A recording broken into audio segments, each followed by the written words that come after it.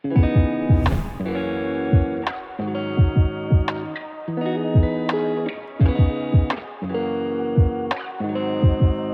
tout le monde et bienvenue à La Chapelle en ligne. Je m'appelle Loïc et je fais partie de l'équipe pastorale La Chapelle. J'espère que tu vas bien en ce début de mois de décembre. Si tu ne l'as pas encore fait, c'est encore le temps de réserver ta place à un de nos spectacles de Noël à nos portes. Il reste des billets pour toutes nos représentations à Montréal et à Gatineau. C'est un bon moment pour inviter quelqu'un qui n'est jamais venu à l'église et venir célébrer la naissance de Jésus avec nous. Tu trouveras toutes les infos sur notre site web. Aujourd'hui, on écoute ensemble le pasteur Jérémy Meyer qui nous apporte la prédication et nous, on se retrouve juste après.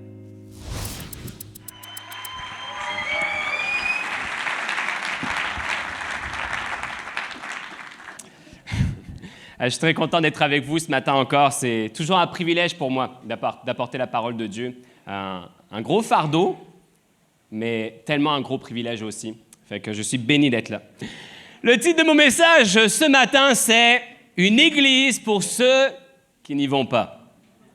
Une église pour ceux qui n'y vont pas. Dietrich Bonhoeffer a déclaré ceci un jour. « L'église n'est l'église que lorsqu'elle existe pour les autres. Ne pas dominer, mais aider et servir. Elle doit dire aux hommes, quel que soit leur appel, ce que signifie vivre pour Christ et exister pour les autres. » Depuis le début de la chapelle, je ne sais pas si vous aviez remarqué, mais on a un slogan. Et ce slogan, justement, c'est « Une église pour ceux qui n'y vont ». Une église pour ceux qui n'y vont pas. Et il est hyper important de comprendre qu'est-ce que ça veut dire, ça, et qu'est-ce que ça ne veut pas dire. Parce que je suis convaincu qu'il y en a quelques-uns d'entre vous qui sont peut-être dans l'église depuis longtemps, qui se sont dit en entendant ça, « OK, super, c'est bien gentil d'être une église pour ceux qui n'y vont pas, mais pour ceux qui y sont déjà, on fait comment, hein? Vous avez pensé à ça? » Ben oui, on y a pensé. Mais voici ce que signifie ou ne signifie pas une église pour ceux qui n'y vont pas. Ça signifie que notre attention est portée particulièrement sur ceux et celles qui n'ont pas encore eu la grâce de rencontrer Christ et de découvrir son amour pour eux. Mais ça ne signifie pas que nous ne prenons pas soin ou plus soin de ceux qui sont dans l'Église et qu'on ne désire plus leur croissance spirituelle. Ça ne veut pas dire ça, OK? En réalité, de manière imagée, ce que nous refusons d'être, c'est d'être une gang de poissons rouges qui passent leur temps à manger et à tourner en rond dans leur aquarium hermétique et coupé du monde.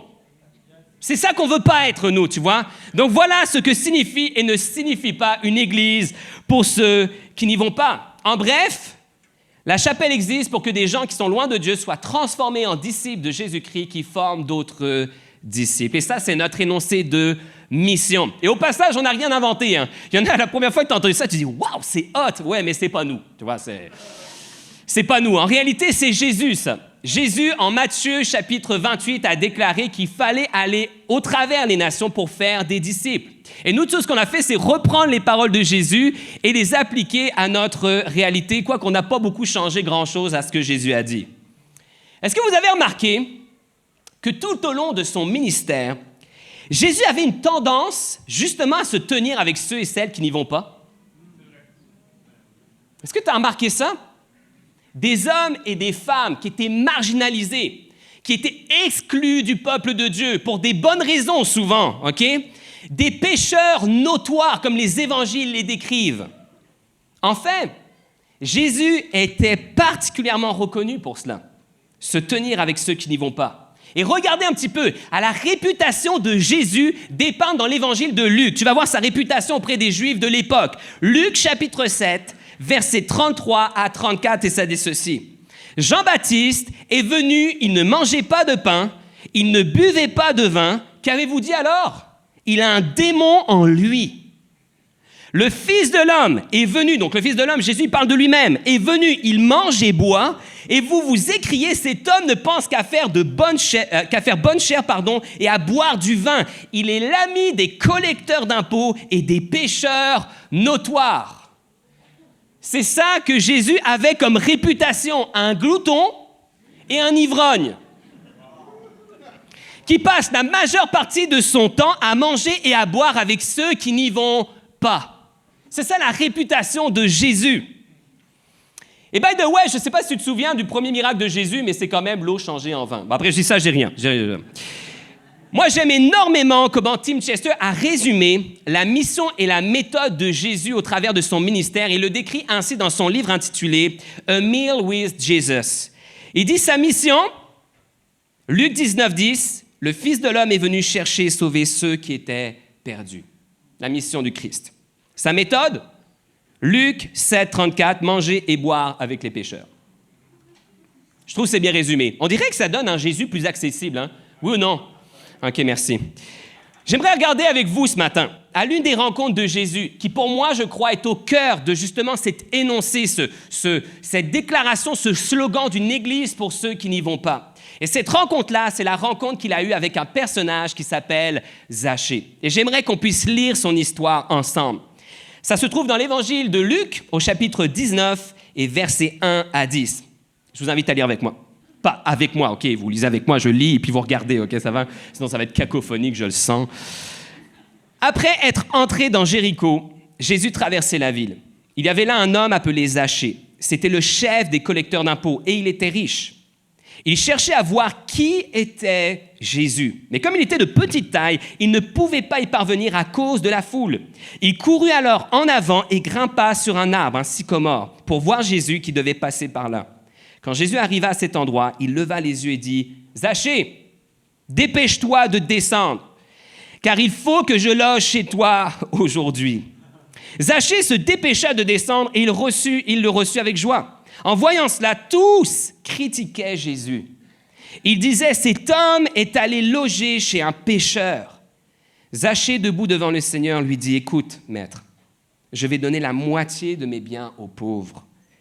Et si j'ai trop pris d'argent à quelqu'un, je vais lui rendre 4 fois autant. » Jésus lui dit, « Aujourd'hui, le salut est entré dans cette maison parce que tu es toi aussi un descendant d'Abraham.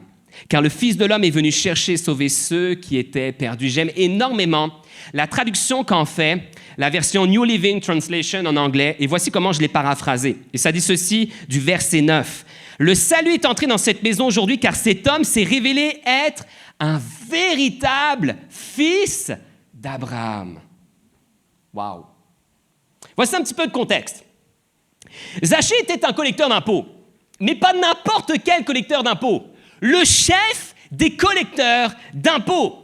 De la ville tout entière, juste d'un district, on ne sait pas trop, la Bible ne le précise pas. Ce qu'on sait, par exemple, c'est que Zachée était un homme très riche et d'une grande influence. Le genre de personne que tu croisais dans la rue et qui pouvait facilement te demander de baisser les yeux, si tu vois ce que je veux dire. Okay? Sauf que lui, dans son cas, c'était peut-être plus « monte tes yeux », parce qu'il était petit, tu vois, ça devait plus ressembler à « Hey, monte tes yeux, gros, monte tes yeux !» Tu vois, ça, peut-être que lui, c'était plus ce genre-là. Donc le problème, au-delà de sa petite taille, c'est que Zachée était un juif au service de Rome. Un voleur par-dessus le marché. Pas juste qu'il était au service de Rome, mais en plus, il volait ses propres frères et ses propres sœurs. Parce que vous vous doutez bien que la richesse d'un collecteur d'impôts, elle ne sortait pas juste de nulle part. Hein. En réalité, elle était le résultat du fait que les collecteurs d'impôts surtaxaient la taxe romaine.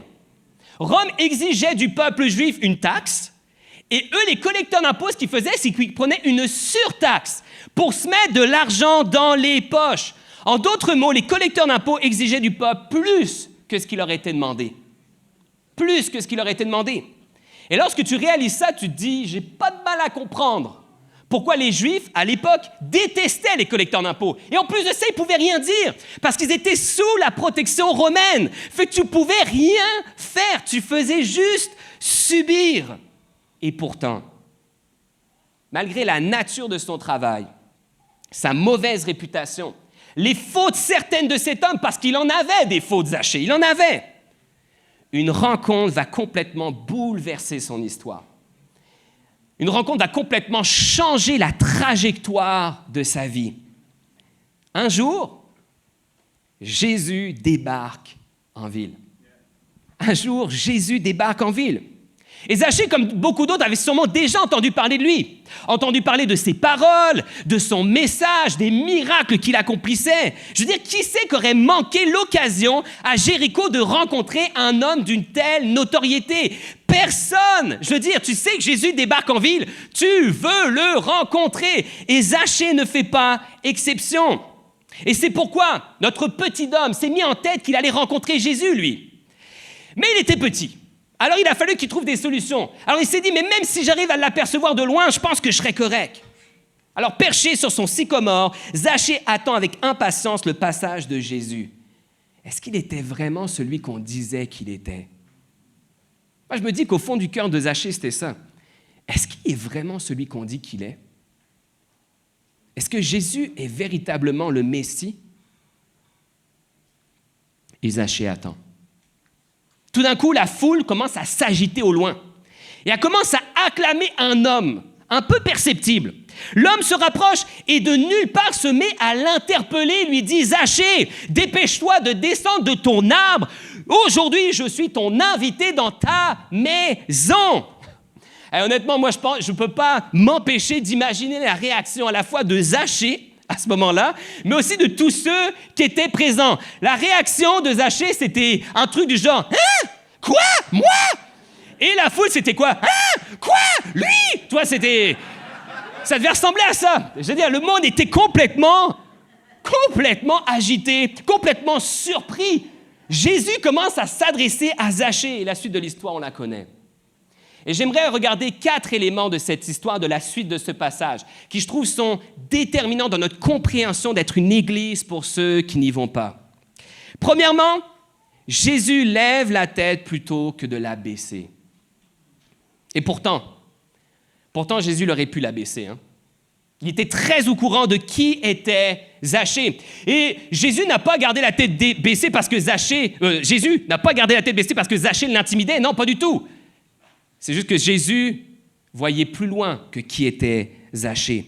Et pourtant, aux yeux de tous les Juifs qui étaient là, il était bien loin du modèle de Juif, justement, qu'il aurait dû être.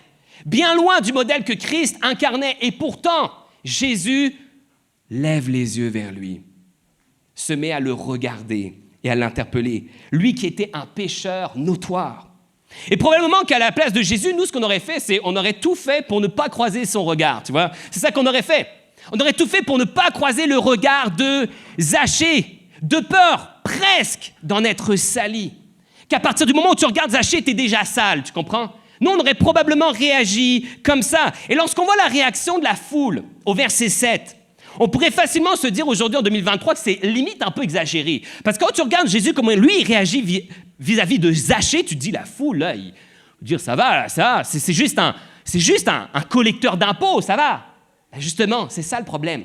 C'est que c'est un collecteur d'impôts. J'aimerais faire un exercice avec vous ce matin, rapide.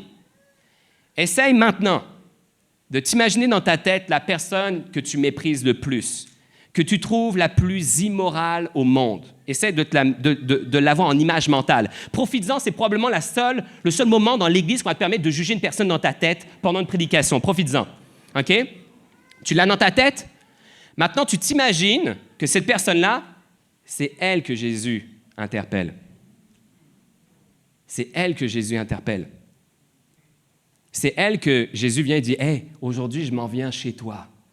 Partager un repas avec toi et un bon verre de vin. » On l'a compris. Comment tu te sentirais face à cela? Ça aurait été quoi ta réaction face à ce que Jésus venait de faire? Probablement que tu aurais été dégoûté. Probablement que tu aurais été en colère. Probablement que tu aurais été dans l'incompréhension la plus complète. Mais qu'est-ce qu'il fait? Est-ce qu'il sait c'est qui ce gars-là? À l'époque de Jésus, tu avais 2 catégories de personnes que tout le monde méprisait jusqu'à la moelle. Les prostituées et les collecteurs d'impôts. Mais Jésus se mit à poser les yeux sur lui et à l'interpeller. Attention à notre nivellement du péché. Attention. Faisons attention à niveler le péché dans nos vies. Dans son livre intitulé « Jesus is », le pasteur Judah Smith nous exhorte à faire particulièrement attention à cela. Et lui, dans sa propre vie chrétienne, il a identifié 4 niveaux où il aborde la question du bien et du mal. Il dit, voici le premier niveau. Je suis une bonne personne et je me justifie en me comparant et en critiquant les mauvaises personnes. Premier niveau. Deuxième niveau. Je suis une bonne personne, mais je dois quand même avoir compassion des mauvaises personnes. Je veux dire. C'est important dans la vie. Troisième niveau. Je suis un pécheur qui a besoin d'aide autant que n'importe qui. Et là, on pourrait s'arrêter là, mais non, il y a un autre niveau. Niveau 4. Je suis aimé par Jésus tel que je suis, autant que n'importe qui. Autant que n'importe qui. Et il ajoutera, j'ai constamment besoin de me rappeler de vivre dans ce 4e niveau, ce niveau 4. Parce que ma tendance naturelle est de toujours revenir aux autres niveaux. Toujours. C'est jamais acquis. Tu ne peux pas te dire à un moment donné, « Yes, ça y est, je suis arrivé au niveau 4! » Non, tu ne peux pas faire ça. Tu es au niveau 4 et là, tu dois dire, « Oh my, faut que je le maintienne, ce niveau-là. Par la grâce de Dieu, il faut que je reste là. Par la grâce de Dieu, il faut que je reste au niveau 4. » Parce que ta tendance naturelle, pas juste celle de Judas Smith, mais la tienne et la mienne, c'est de retourner aux autres niveaux. Et des fois, tu es surpris que tu te retrouves de nouveau dans une situation où tu te mets dans la position de « Je suis une bonne personne, c'est une mauvaise personne et j'ai le droit de la juger. » Il faut rester dans le 4e niveau. Quand tu es toi-même face à ceux et celles qui n'y vont pas, est-ce que tu as tendance à baisser les yeux, à essayer d'éviter leur regard? Et si tu les abordes, comment tu les abordes? À partir de quel niveau, toi, tu les abordes? Est-ce que tu les abordes à partir du niveau 1, du 2, du 3, du 4? Où est-ce que tu te positionnes là-dedans? Lui, Jésus, ce jour-là, il a décidé de poser le regard sur lui et de ne pas le juger, alors qu'il avait toutes les raisons de pouvoir le faire. Et je vais y revenir. Deuxièmement, Jésus s'invite chez Zachée plutôt que de l'inviter à l'église. Surprenant, hein? Pendant longtemps, moi, j'ai cru que d'inviter quelqu'un à l'église, une personne de mon entourage, c'était genre le but ultime que je devais atteindre en tant que croyant. Tu vois, je m'étais dit, genre, me semble que, genre, si vraiment je veux montrer que je suis un vrai croyant, de vrai, faut que j'invite quelqu'un à l'église. J'ai toujours cru que c'était ça, genre, le summum. Et finalement, je me suis rendu compte en relisant les évangiles que c'est pas le genre d'invitation que Jésus lui faisait autour de lui. C'est pas ce genre d'invitation-là qu'il faisait. Mettons qu'à l'époque, c'était des synagogues et pas des églises. Mais je me souviens pas avoir déjà entendu Jésus dire « Hey, tu devrais aller à la synagogue. » là. Peut-être des fois, il l'a encouragé, il est allé avec ses disciples à la synagogue, c'est vrai, mais c'est rare qu'il faisait ce genre d'invitation. En fait, Jésus, voici le genre d'invitation qu'il faisait. Jésus s'invitait dans la vie des gens pour finalement les inviter à le suivre. C'est ça que Jésus faisait. La première chose que Jésus faisait, c'est ça. Il s'invitait dans la vie des personnes et finalement, il les invitait à le suivre lui. Parce que la finalité n'a jamais été l'Église, n'a jamais été la synagogue. La finalité, c'était Jésus. Cette semaine, pour la préparation de mon message, il y a pasteur Loïc Richard qui est ici en avant. Merci Loïc, merci d'être toujours là, présent, à m'écouter quand je prépare mes messages. Bref, je prépare mon message et il m'a recommandé un message de John Mark Comer sur l'hospitalité. Et dans la vidéo, il y a vraiment quelque chose de très, très intéressant que j'ai relevé et que je me suis dit, j'aimerais ça vous le partager. Il dit, lorsque Jésus se tient avec des personnes de foi ou qui ont été élevées dans les principes et traditions juives, il les enseignait et leur prêchait, la majorité du temps. Mais lorsque Jésus se tient avec des marginaux et des pécheurs notoires, la plupart du temps, il mange avec eux. La plupart du temps, il mange avec eux. Alors bien sûr, Jésus n'ouvre pas sa maison, hein, parce que Jésus, lui, il n'y a pas de maison. Fait qu'il pouvait venir, « Hey, viens-t'en, on va venir, on va aller chez moi, on va aller boire un verre. » Non, il ne fait pas ça. Okay? Non, Jésus, il s'invitait dans la maison des gens et ensuite, après ça, il invitait les gens à venir dans leur propre maison. C'est bizarre. Fais pas ça ici, OK? S'il vous plaît. C'est pas une bonne pratique aujourd'hui au Québec en 2023. Si tu commences à faire ça, inviter du monde chez quelqu'un que c'est pas ta maison, oublie ça, tu vas te faire des ennemis, mon ami. OK? Fais pas ça. Mais Jésus, lui, c'est ça qu'il faisait. Il disait, écoute, je vais venir chez toi. Et en plus, quand je vais arriver chez toi, non seulement je vais être ton invité, mais souvent, Jésus, il jouait le rôle de l'hôte. Il faisait pas venir juste en tant qu'invité, il devenait l'hôte. Et tu regardes les discussions que Jésus avait, ça finissait toujours deep. Ça finissait toujours que finalement, Jésus les amenait exactement là où est-ce qu'il voulait les amener. Le théologien Robert Karras a ajouté, dans l'évangile de Luc, Jésus était soit en train d'aller vers un repas, soit en train de sortir d'un repas, ou soit il s'en allait vers un repas. J'aime beaucoup cette vision du ministère de Jésus. Quoique, au passage, c'est normal, parce qu'il avait besoin de manger, OK? Mais j'aime quand même cette idée. J'aime quand même cette idée. Il y avait beaucoup de choses qui se faisaient à travers le fait que Jésus s'invitait dans la vie des gens et prenait un repas avec eux. Alors comprenez-moi bien, je ne suis pas du tout en train de vous dire qu'il ne faut pas inviter les gens à l'église. Ce n'est pas du tout, mais pas du tout ce que je suis en train de dire. Ce que je suis en train de dire, c'est que l'église n'est pas la finalité en soi. Ce n'est pas ça la finalité. Tu ne peux pas dire, OK, j'ai atteint le summum de ma vie chrétienne parce que j'ai amené du monde à l'église. Non, ce n'est pas ça le summum de la vie chrétienne. Le summum de la vie chrétienne, c'est d'amener des gens à suivre Jésus. C'est ça. Alors, je ne suis pas en train de vous dire qu'il ne faut pas inviter du monde à l'église. Et en réalité, si tu regardes le livre des Actes, tu te rends compte que c'est tout le contraire. Ils disent, formez des communautés, formez des groupes de croyance. C'est hyper important de vivre votre foi ensemble. La foi, oui, elle est vécue personnellement, mais elle est surtout vécue en communauté. Elle est pratiquée en communauté. Donc, on a besoin de l'église en termes de communauté. Mais je ne crois pas que c'est un impératif à remplir lorsque tu rencontres quelqu'un, lorsque tu rencontres ceux et celles qui n'y vont pas. L'impératif n'est pas premièrement de les inviter à l'église. Si tu es démuni, tu sens que Dieu t'amène à faire ça, fais-le. Mais des fois, tu sais, ça commence simplement à t'inviter dans leur vie et commencer à leur témoigner de l'amour de Jésus, de commencer à leur témoigner que Jésus les aime. L'église, la communauté, elle aide énormément à cela, à ce que des gens qui sont loin de Dieu viennent à la connaissance de qui il est. L'Église, elle aide énormément à ça, mais l'Église, ce n'est pas une finalité en soi. La finalité reste et demeure toujours Jésus. C'est ça la finalité. Et by the way, je ne sais pas si vous étiez au courant, mais il y a des spectacles de Noël qui s'en viennent à la chapelle. Moi, je dis ça, je dis rien. Il y en a quelques-uns qui s'en viennent, à ce qui paraît. Et justement, par exemple, ça, c'est une bonne occasion d'inviter quelqu'un à l'église. Et en plus de ça, il reste des billets. J'ai entendu ça. Merci beaucoup, Pasteur David. Ça, c'est vraiment le Seigneur. Ça, c'est le Seigneur. Il reste des billets. C'est fou. Fait que je vous encourage, pour les spectacles de Noël, à inviter du monde à l'église. Troisièmement, Jésus agit selon sa mission plutôt que l'opinion des gens. Luc 19, verset 7. Quand les gens virent cela, il y eut un murmure d'indignation. Ils disaient, voilà qu'il s'en va loger chez ce pécheur. C'est dur de faire abstraction de ce que les gens pensent de nous. C'est dur, très difficile, pour plusieurs raisons.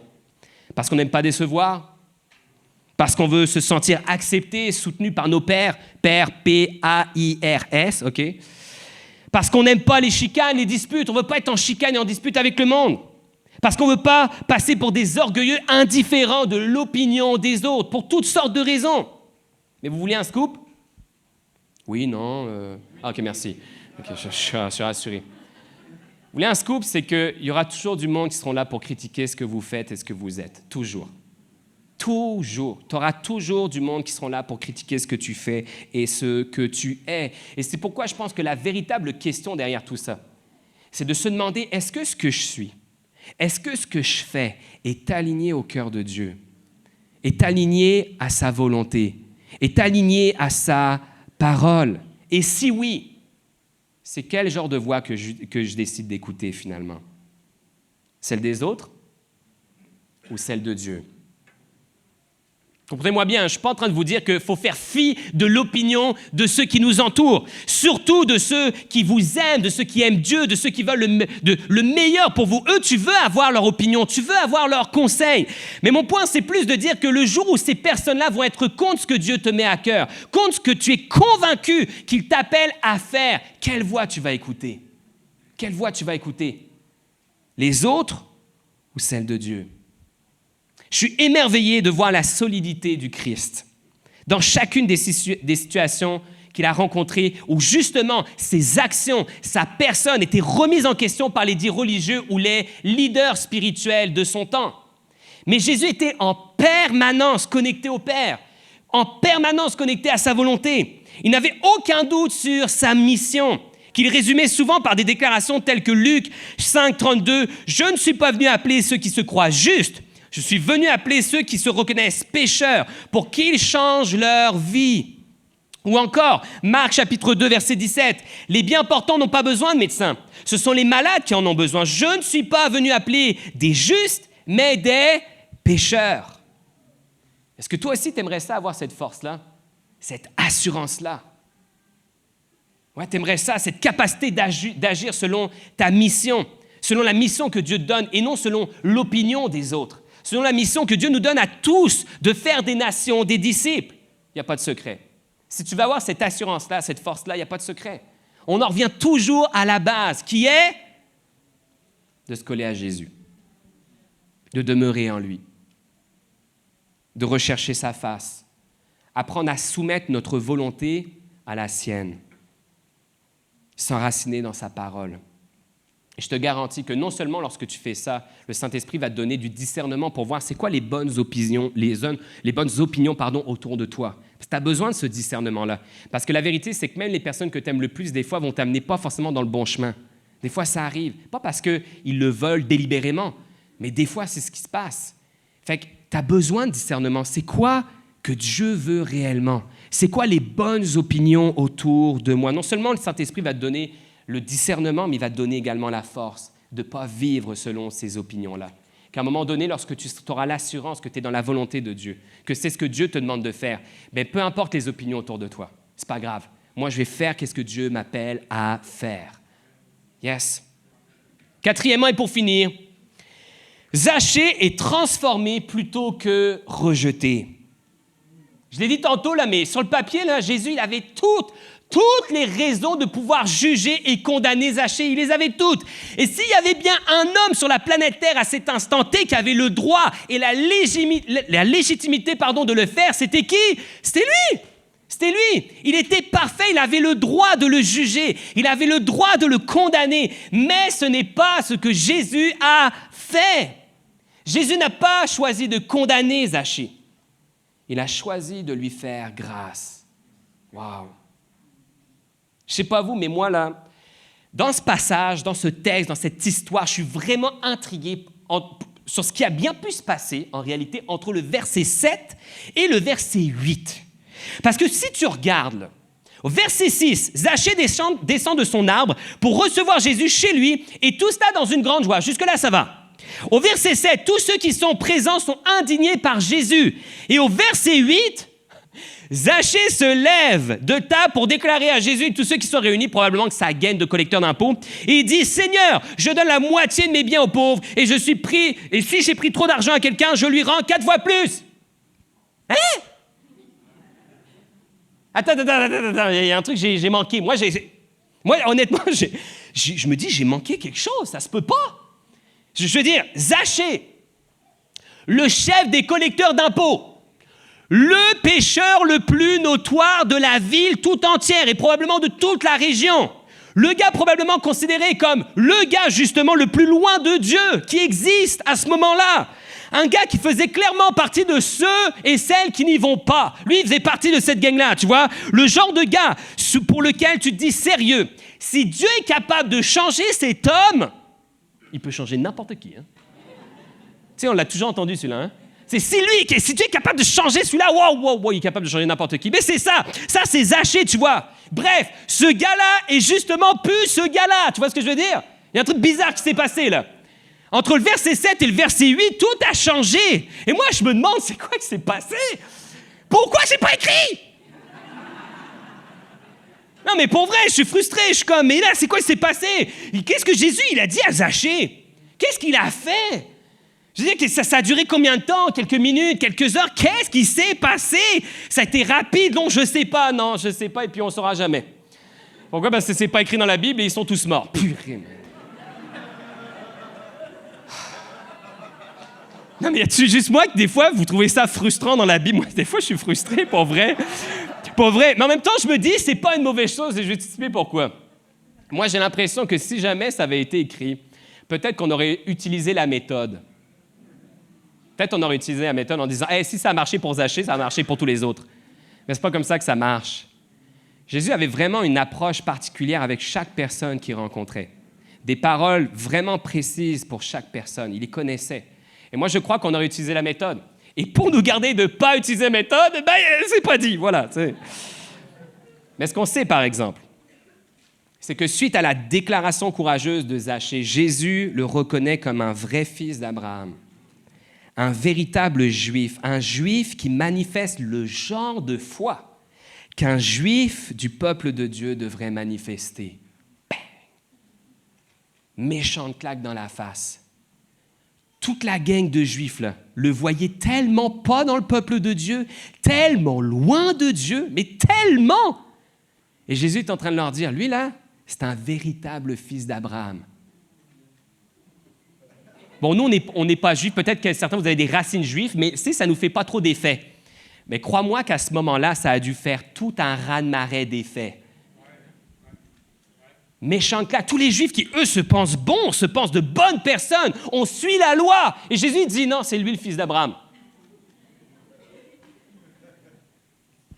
Celui que tous identifiaient comme loin de Dieu était en réalité celui qui en était le plus proche. C'est fou, hein? Celui que tous identifiaient comme étant loin de Dieu était en réalité celui qui en était le plus proche. Je vous ai dit tantôt qu'on faisait souvent l'erreur de niveler le péché dans nos vies. Mais je pense qu'il y a une autre erreur qu'on fait. C'est qu'on nivelle notre proximité avec Dieu. On nivelle le péché, mais on nivelle aussi notre proximité avec Dieu. Justin Trudeau? Loin de Dieu, plus, tu vois? François Legault? Et avec l'histoire des Kings, guys. Ah non, mais lui, là, c'est genre loin de Dieu, plus haut que le ciel, tu vois. Ma collègue de travail qui teste en permanence mes limites de mon amour pour mes ennemis, loin de Dieu, plus. Mon papa qui a connu le Seigneur, mais qui, maintenant, il ne marche plus vraiment avec le Seigneur, loin de Dieu, plus. Un jeune qui vient à l'église, mais qui n'a pas encore donné sa vie à Jésus, plus ou moins proche de Dieu. Un chrétien respectueux des règles, qui est là tous les dimanches à l'église, qui n'en rate pas un seul. Oh, proche de Dieu. Proche de Dieu, plus, bien sûr. Mon pasteur. Ha! Oh! Wouh! Wouh! Oh là là, mon pasteur, proche de Dieu, et comme le dit si bien mon fils, plus haut que le ciel. Plus haut que le ciel. Mais vois-tu, c'est pas comme ça que ça marche. C'est pas comme ça que ça marche. Mais c'est comme ça qu'on vit les choses. Si tu regardes dans ta Bible, et plus particulièrement aux paroles de Jésus, tu te rends compte qu'en réalité, il n'y a toujours eu que 2 catégories de personnes dans la Bible. Loin de Dieu, proche de lui. Perdu, retrouvé.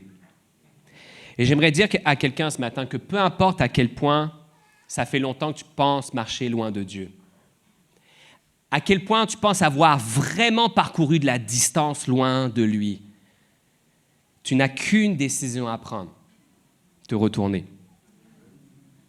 Puis tu sais quoi?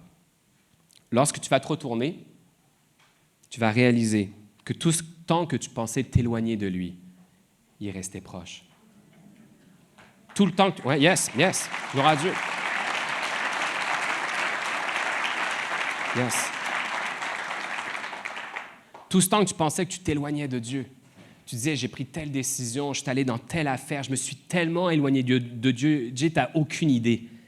Zachée, tu n'as aucune idée, Zachée. Tu n'as aucune idée. À quel point tout le monde pensait qu'il était loin de Dieu, lui y compris, je suis sûr. Je suis convaincu que Zachée se disait, je suis tellement loin, tu n'as même pas idée. Mais Jésus a su parler à son cœur. Et tout ce que Zachée a fait, c'est se retourner et de marcher dans la direction de Jésus. Mais quand il s'est retourné, il est tombé sur lui, tu vois?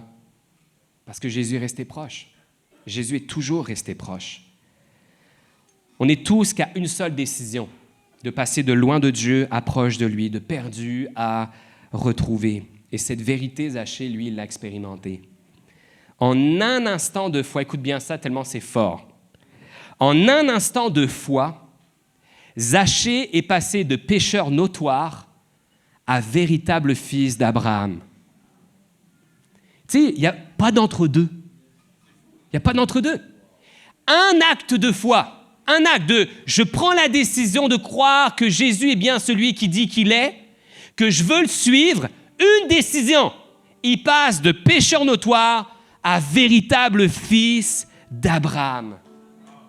C'est extraordinaire. C'est extraordinaire. Et j'aimerais dire à quelqu'un ce matin que toi aussi, tu n'es qu'à une décision. Une décision. Ça ne veut pas dire que ça va être facile après. C'est pas vrai, c'est pas ça que je dis. Probablement que ça a été tough après pour Zachée de respecter la promesse qu'il avait prise. Hey, donner la moitié de ma fortune, j'ai remboursé 4 fois plus ce que j'ai volé. Là aussi, tu es frustré parce que la Bible ne dit pas c'est quoi qui s'est passé après. Non, mais c'est terrible. Mais j'ose croire qu'il s'est vraiment passé quelque chose.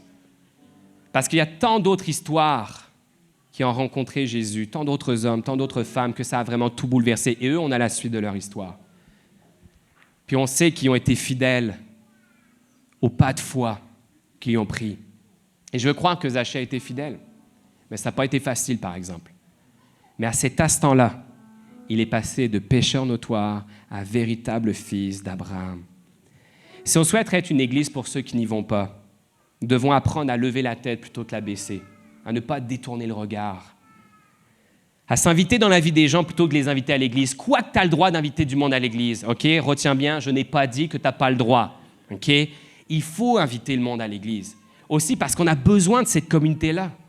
Puis tout seul, des fois, on se sent sans force. Tout seul, on ne se sent pas capable, on n'arrive pas à répondre aux questions, on n'arrive pas à ci, on n'arrive pas... Tu as besoin de la communauté avec toi. Mais ce n'est pas la finalité. La finalité doit et demeure toujours Jésus. La troisième chose qu'il faut qu'on apprenne à faire, c'est agir selon notre mission plutôt que l'opinion des gens. Même si c'est dur.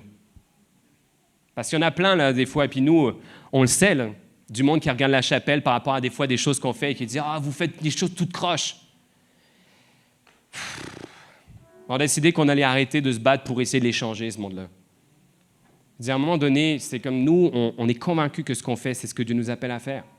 Puis on est aligné au cœur de Dieu, on le croit, on est aligné à sa parole, on n'est pas orgueilleux, on est humble dans cette démarche-là. Puis Seigneur, guide-nous. C'est sûr qu'on en fera des bêtises, c'est sûr qu'on en fera on en prendra peut-être des mauvaises décisions, mais on est convaincus que tu vas nous aider. Tu vas nous aider là-dedans. Et à un moment donné, on décide de faire fi de ces critiques-là, de dire non, je continue à tracer ma route. De la même manière que Jésus, je pense qu'il a fait fi des critiques à ce moment-là. C'est pas qu'il n'avait pas le cœur brisé pour ces gens-là. C'est juste qu'à un moment donné, c'est comme, guys, si vous n'êtes pas capable de le reconnaître, moi, je continue. Là. Je continue. Je vais faire qu'est-ce que Dieu veut que je fasse. Je vais faire qu'est-ce que Dieu veut que je fasse. Fait qu'il faut qu'on apprenne toutes ces choses-là. Puis il faut qu'on apprenne à ne pas tomber dans la double erreur du nivellement du péché dans nos vies et du nivellement de notre proximité avec Jésus. J'aimerais ce matin finir en prière. Puis je ne vais pas vous faire répéter ce matin, mais je vais faire 2 choses. Je vais prier pour nous tous qui sommes dans l'Église, depuis peut-être quelques mois, plusieurs années, qu'on a pris la décision de suivre Jésus. Je veux prier pour nous, pour que Dieu ranime en nous ce cœur-là. Un cœur pour ceux et celles qui n'y vont pas. Parce qu'un jour, ces personnes-là, c'était nous. Hein? Des fois, on l'oublie. Hein? Des fois, on oublie. Puis tu sais, c'est pas parce que tu as grandi dans une famille chrétienne que tu n'as pas fait partie de cette gang-là. Hein? Moi, j'ai grandi dans une famille chrétienne. J'ai grandi dans une famille chrétienne. Je remercie mes parents. Mais j'ai eu cette phase où je faisais plus partie de ceux qui n'allaient pas à l'église. Je faisais plus partie d'eux, de cette gang-là. Et Jésus est venu arracher ma vie aux ténèbres dans lesquelles j'étais. Et qui fait que je suis là aujourd'hui. Il fait que j'ai fait partie de cette gang-là, mais des fois, on l'oublie. N'oublions pas qu'on a fait partie de ceux et celles qui n'y allaient pas. Puis que Dieu renouvelle notre cœur là-dedans. Et la deuxième chose que je veux faire, c'est prier pour ceux et celles que tu penses que tu t'es trop éloigné de Dieu. Tu penses que tu t'es trop éloigné de lui. Mais j'aimerais te dire, et je l'ai rappelé plusieurs fois, que tu as une seule décision à prendre. Et si tu ne te sens pas la force de le faire, je veux t'aider à le faire. Alors voici ce qu'on va faire. On va juste fermer les yeux, tous ensemble. Puis je vous demande de le respecter pour tous ceux et celles qui vont répondre à cet appel. Si c'est ton cas ce matin, que tu te dis, Jay, moi, tu sais pas, je me suis tellement éloigné de Dieu dans les derniers mois, dans les dernières années. Puis je me sens tellement, tellement loin de lui. Si c'est ton cas et que tu aimerais que je prie pour toi, que je t'aide à te retourner, je voudrais juste te demander de lever ta main là où est-ce que tu es, puis je vais prier pour toi. Yes, je vois ta main. Je vois plusieurs mains qui se lèvent. Yes. Yes, je vois ta main. C'est ton moment. On va t'attendre. Lève ta main si tu veux que je prie pour toi, que je t'aide à te retourner. Yes, vous pouvez baisser vos mains. Je vais prier. Seigneur Jésus, merci pour ce temps ce matin. Merci pour ta parole, Seigneur, qui nous challenge tellement, mais qui nous fait du bien en même temps, qui nous rappelle, Seigneur, c'est quoi ton cœur? Ton cœur pour ceux et celles qui n'y vont pas. Puis Seigneur, je prie, Père, premièrement pour nous en tant que communauté La Chapelle. Je prie que tu nous aides à de nouveau avoir un fardeau pour ces personnes-là. De ne pas oublier que nous, on a fait partie d'eux. De ne pas oublier que ta grâce nous a trouvés, ta grâce nous a changés, nous a transformés, nous a sauvés. Et Seigneur, qu'on est là aujourd'hui. Seigneur, je prie que tu viennes ranimer un feu pour nos collègues de travail, pour nos familles, pour les personnes qu'on croise dans les épiceries, dans les endroits où on va régulièrement. Seigneur, je prie que tu nous donnes un cœur pour ces gens-là. Et Seigneur, si c'est de les inviter à l'Église qu'il faut qu'on fasse, on va le faire. Mais Seigneur, je prie que tu nous aides premièrement à nous inviter dans leur vie. Pas les forcer, mais juste à nous inviter dans leur vie. Apprendre à les connaître. Apprendre, Seigneur, à découvrir qui ils sont, là où est-ce qu'ils en sont. Et Seigneur, que par la puissance de ton esprit, tu mettes des mots dans notre bouche qui viennent parler à leur cœur. De la même manière que je crois, Seigneur, que tu as parlé au cœur de Zachée ce jour-là. Et que pour lui, c'est devenu évident. Seigneur, aide-nous à avoir ce cœur-là pour les perdus. Et Seigneur, je te prie pour tous ceux et celles qui ont levé leurs mains. Peut-être que parmi eux, il y en a qui n'ont pas la force de se retourner. Avec le poids de la culpabilité, je prie, Seigneur, je prie, Jésus, que ce poids-là tombe alors que je prie. Je prie que ce poids-là tombe, le poids de la culpabilité tombe, parce que tu dis dans ta parole, Seigneur, que nous avons simplement à venir devant le trône de ta grâce. Le trône de ta grâce, Seigneur, on n'a pas besoin de se sentir coupable devant toi. Seigneur, à un moment donné, oui, on reconnaît nos torts, on reconnaît nos fautes, mais Seigneur, c'est ta grâce que nous recevons. C'est d'une manière gracieuse que tu nous reçois. Et Seigneur, je prie que chaque personne qui a levé la main ce matin puisse recevoir ton amour, recevoir ta grâce, et que ce poids de culpabilité puisse tomber. C'est en ton nom que je te prie et que toute la chapelle prie avec moi. Amen. Amen. Louons Dieu ensemble, mes amis.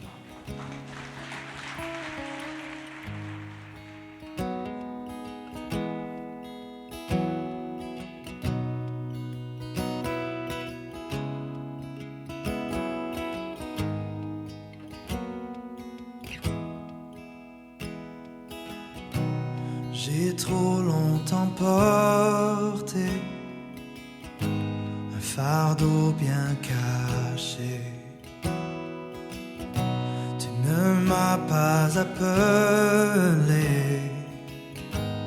pour seul le porter. J'entends ton invitation à m'abandonner. Maintenant je vois, je me livre à toi, car j'ai tant besoin de toi. Je cours vers le Père, poussé par sa grâce. Je ne me cache plus, je lui ferai face. Viens réparer mon cœur, viens penser mon âme. C'est vers le Père que je cours. Encore et encore et encore et encore.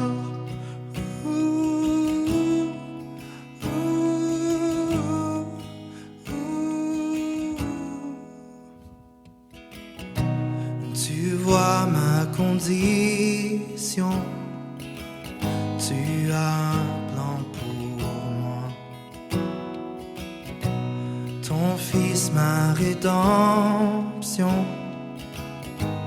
payé sur la croix. Je n'ai pas d'explication devant cet amour. Je ne comprends pas, je ne saisis pas, mais j'ai tant besoin de toi. Je cours vers le Père, poussé par sa grâce. Je ne me cache plus, je lui ferai face.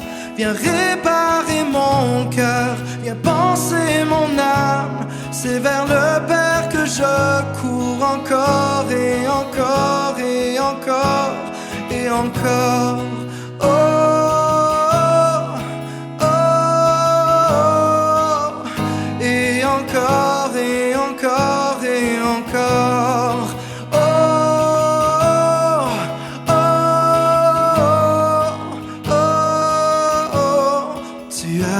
Ciblé mon cœur avant mon premier souffle, à courir dans tes bras, c'est revenir à la vie. Et mon cœur s'emballe cœur m'attire à toi. Tel que je suis, tu me conduis. Oui, j'ai tant besoin de toi.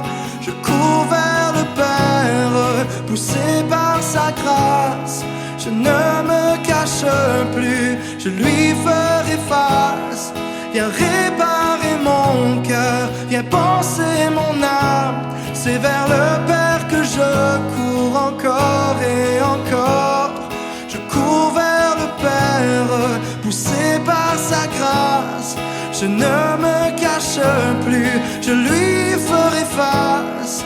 Viens réparer mon cœur, viens penser mon âme. C'est vers le Père que je cours encore et encore et encore et encore. Oh, oh, oh, et encore et encore et encore. Oh, oh, oh, et encore et encore et encore. Merci Jay pour ton message. Waouh, Jésus n'invitait pas les gens à l'église, mais il passait du temps avec eux en témoignant de son amour. Cette semaine, reflète son amour dans ta famille, dans ton couple, au travail, auprès de tes voisins, comme Jésus nous l'a montré. Une des façons de témoigner de l'amour à notre prochain cette semaine est la semaine d'implication J'aime ma ville. Si tu veux aider la communauté et faire une différence pour les gens dans le besoin, joins-toi à nous du 4 au 16 décembre et viens connecter avec ces personnes et apprendre à les connaître. Les inscriptions aux actions ont ouvert il y a quelques jours. Rends-toi sur le site de J'aime ma ville pour t'inscrire. Cette année, aime ta ville en action. L'Église, c'est nous. C'est grâce à ta générosité qu'on peut poursuivre notre mission de faire des disciples, vivre l'Église en personne ou en ligne les dimanches, vivre des spectacles de Noël, mais aussi venir en aide aux plus démunis à travers l'organisme J'aime ma ville. Merci de tout cœur pour ta générosité, semaine après semaine. Voilà, je te souhaite une belle semaine et on se voit la semaine prochaine.